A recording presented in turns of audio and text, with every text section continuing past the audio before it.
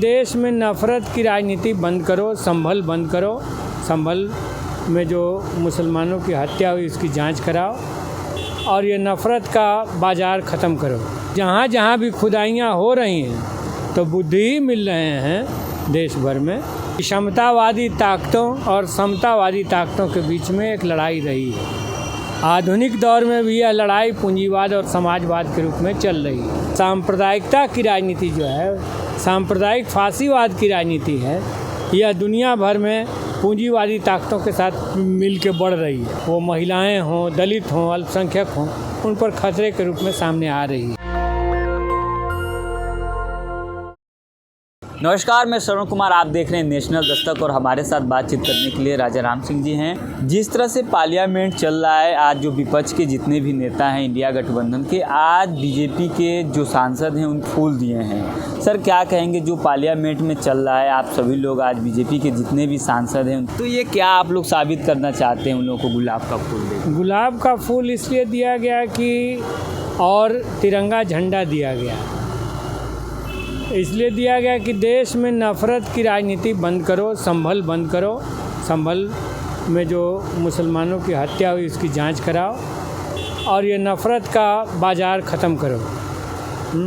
लेकिन जो प्रेम का संकेत है। लेकिन देखा जाए सर कि जिस तरह से संभल में जो घटना हुई उसमें प्रशासन या सरकार किसकी गलती? सरकार की वो नीति है, प्रशासन ने उसी लाइन पर एक्ट किया, इसलिए दोनों उसमें गलत जगह पर हैं, दोनों की गलती है। और जब ये बात तय हो गई कि बाबरी मस्जिद अपवाद था और नहीं तो सभी ऐसे विवादित जगहों का स्टेटस को रहेगा 1947 का। 1947 में जिनके मस्जिद थे वो उनके मस्जिद रहेंगे, जिनका मंदिर था वो मंदिर रहेंगे।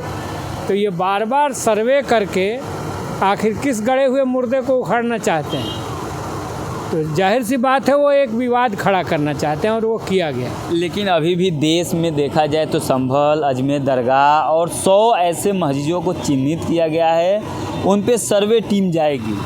तो यही मैं कह रहा हूँ आपसे कि ये तो बाज़ाब्ता लिखित इकरारनामा है कि बाबरी मस्जिद अपवाद स्वरूप था, जिसको सुप्रीम कोर्ट ने मानते हुए कहा कि चलो यहाँ पर राम मंदिर बने, लेकिन बाकी सभी मामलों में वही स्टेटस को रहेगा।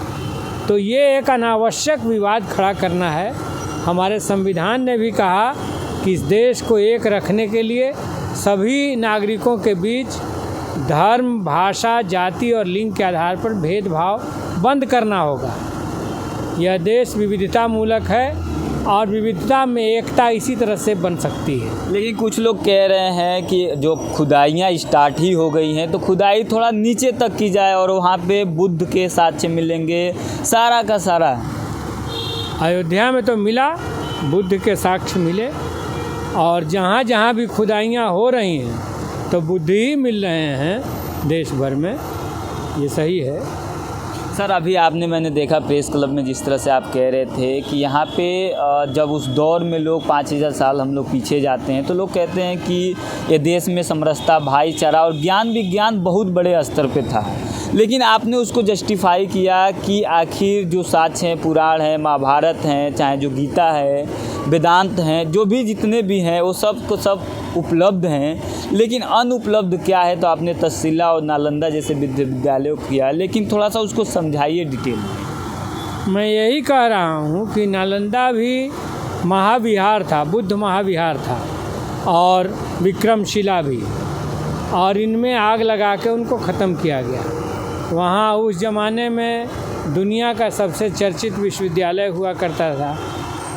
उसके बारे में हम लोग पढ़ते हैं कि 10,000 विद्यार्थी और 1,000 शिक्षक हुआ करते थे, और वहाँ रह करके विद्यार्थी शोध करते थे, पढ़ते थे। तो वही ज्ञान का भंडार था जिसको ख़त्म कर दिया गया, और वही आज अनुपलब्ध है।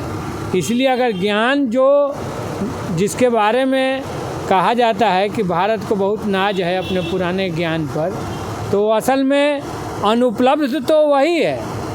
बाकी तो सारे वेद, उपनिषद पुराण सारी किताबों में उपलब्ध हैं, उनको हम देख रहे हैं, पढ़ रहे हैं, तो उसकी सीमाओं को, उसकी उपलब्धियों को भी हम समझ रहे हैं कि वो कितना गहरा है या उसमें क्या है।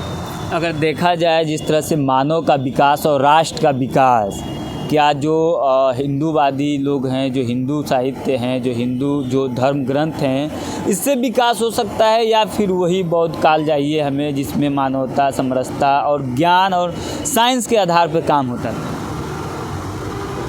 तर्क का, विज्ञान का कोई विकल्प नहीं है और सदियों से विषमतावादी ताकतों और समतावादी ताकतों के बीच में एक लड़ाई रही है।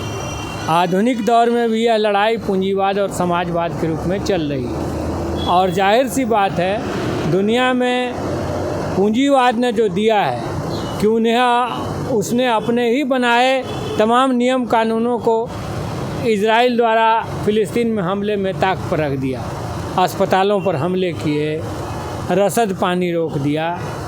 तो दुनिया को, मानवता को पूंजीवाद का यह खौफनाक चेहरा मंजूर नहीं है और दुनिया सपना समाजवाद का, कम्युनिज्म का देखेगी, वही उसका सुनहरा सपना होगा।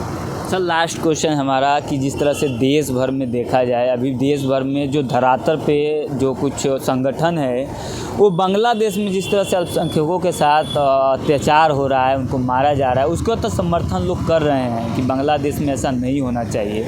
लेकिन देश में जिस तरह से मणिपुर को देखेंगे, 19 महीने हो गए, उससे भी अधिक हो गए, अभी भी मणिपुर में हिंसा जारी है, उसको आप कैसे देखते हैं?